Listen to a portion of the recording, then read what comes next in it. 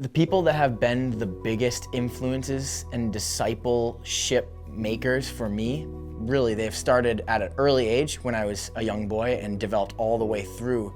My whole life, I was really surrounded by a faith-based community of some sort, whether it be my family, my church community, even just my community at Tuscarora Inn and Conference Center, which just has played a huge part in my life, like in my faith journey, in shaping some of the core aspects of who I am.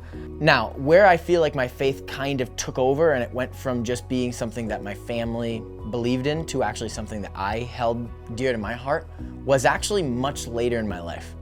First summer when I was at High Point, I was preaching the gospel to my campers, and as I was preaching the gospel, it started to set into my heart what I truly believed. Originally, I wasn't really intending to ever go to Rooted, but after talking with Roger and hearing about all of the opportunities that I would be presented with to serve and to be ministered to and to minister, I couldn't pass it up.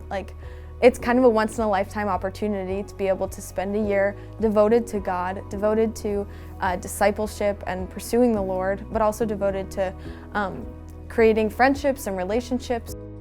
Rooted was just starting its first year, so I didn't know what I was getting into. I realized that Rooted was not just a program where you just get to live life and learn about the Bible. It was a year where I got to develop that same faith I was talking about just a little bit ago at High Point, now into actual knowledge that I was able to put behind what I believed. Now I understand why I believe what I believe. So throughout my life, I've been blessed to just know so many people who were willing to sit with me and just be there for me. Every location, every season, every moment, who just were like, I'm here. I want you to know that. And now, as someone who works so closely with the youth group here, I'm able to do that. If you need to text me, you can text me. If you need to call me, you can call me. If you need to go get coffee, let's go get coffee. Even if they don't take that opportunity, even if they just say, yeah, and never follow up, they know that I'm there. So we were on the Borderless mission trip in Mexico that takes place every single year. And Roger Vixness was actually down there with his Rooted crew. And me and him one night were just talking, and at one point I was explaining to him, the things that I'm good at, my strengths, and then my weaknesses.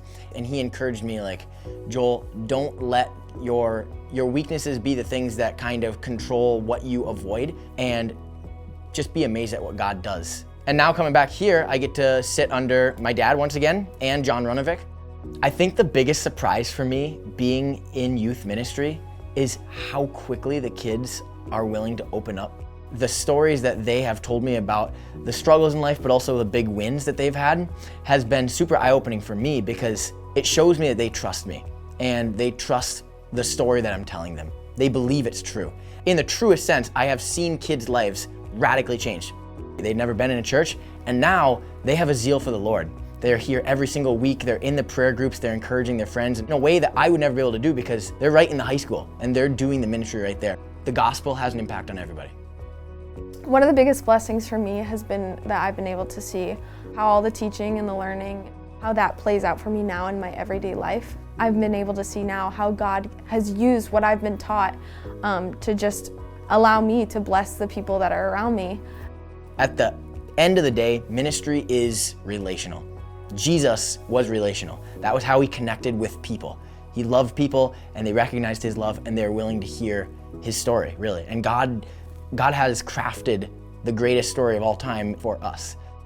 To a young person who is exploring what God's calling looks like on their life, I would say that it's going to look different everywhere you're at, in every season. It's not going to just always look the same, like one thing. God calls you to be where you are at any moment. Understand that where you are, there are people who need to know Jesus, and you have the ability to go and reach them, so do it.